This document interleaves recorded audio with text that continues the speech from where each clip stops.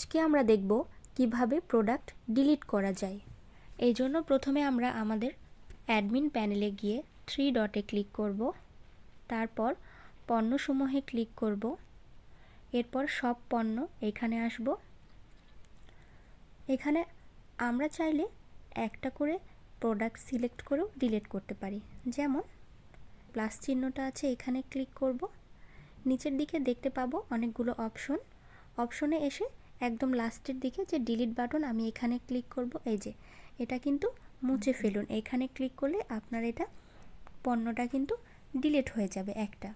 আপনি যদি চান প্রোডাক্টগুলো 20টা, 50টা, 100টা বা 500টা এভাবে ডিলিট করবেন, সেটাও করতে পারেন। এই জন্য এখানে শোয়ে এসে আপনি 500তে যদি ক্লিক করেন, এরপর এই যে এই ওপরে ক্লিক করলে সবগুলো একসাথে সিলেক্ট হয়ে যাবে।